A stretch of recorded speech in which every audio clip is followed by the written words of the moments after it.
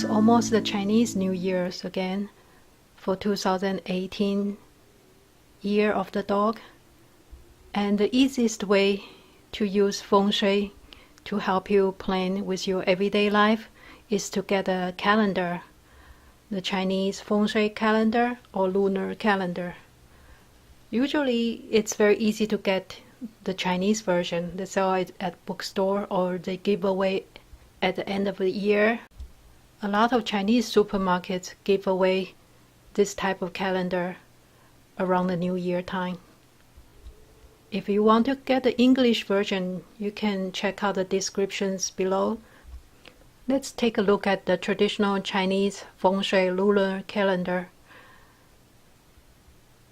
You can see the reference of Western and Eastern lunar calendar date. For example, the first date, January 1st, below it's 15 lunar calendar. And the second is 16 on the lunar calendar. And one of the very interesting part is all the words on the left side and the right side. The black one is the unfavorable task to do. Like for the January 1st, it says moving the house, starting construction, or adopting animals like a pet or acupuncture. The first one is acupuncture. That's interesting. And let's look at the red one. That is a favorable one. So for January 1st, it says it's good for going to temples, to get the blessing. And the second one is the marriage, wedding, or open for business and making money. And the second day,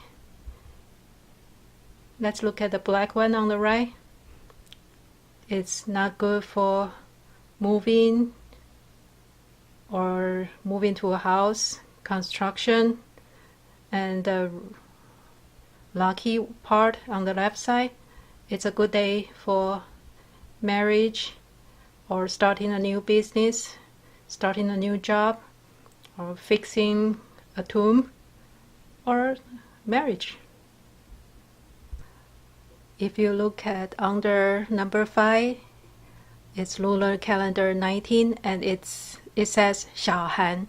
That's one of the 24 节气, the holidays according to the weather change. 小寒 means small winter or small coldness.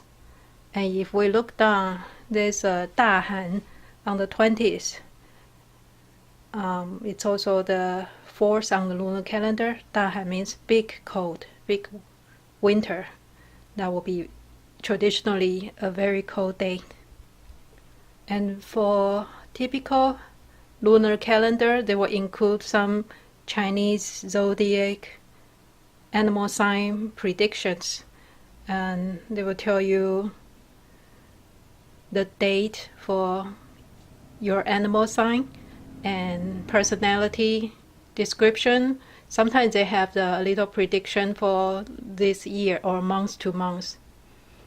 For the January one, they have, this is for the dog, animal sign of the dog and the personality description here. So they have the calendar for the people who are born in the pig year. And it usually starts with Chinese New Year Day, so it's not like a Western calendar, January 1st to December 31st. You have to check the Chinese calendar. And on the other end, they have the Chinese astrology for that pig. For this particular calendar, I got from a supermarket. This one only tells you the personality of this animal sign. I know some calendars have more detailed description, like predictions and compatibility with other animal signs.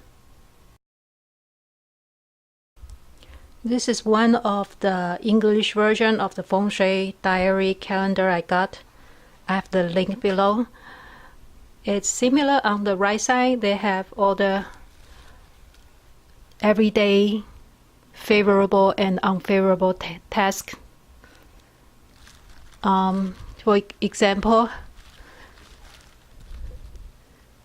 they have all the little icons here, and they have description to tell you which day is good for what activity. On the right side, it shows every day's special 罗数 number and the elements of the day according to the 5 elements.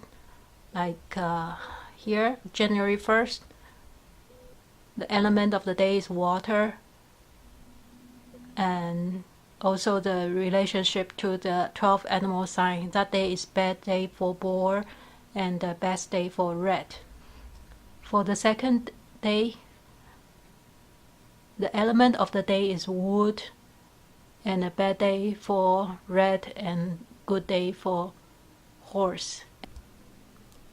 There are also some charts about the Feng Shui flying star with different numbers and directions. This is another book I like by Joy Yap. He has 2 books. One is about Feng Shui and the other one is about 八字, the astrology reading according to your birth chart. This book has a lot of information about the 8 mansion style Feng Shui. It has a lot of charts telling you month by month prediction for the house when the door is facing a certain direction. So you just have to look at your front door facing direction and check a certain part of the book to find what applies to your house. There's also some flying star Feng Shui for 2018 information here. It's very interesting because it's supposed to be very complicated. They break it down to different stars in a different direction, what's the effect, and how to change the Feng Shui, how to enhance it and avoid bad star energy. If you just want a quick way to implement Feng Shui in your daily life, I think Feng Shui calendar or lunar calendar is a good way to go.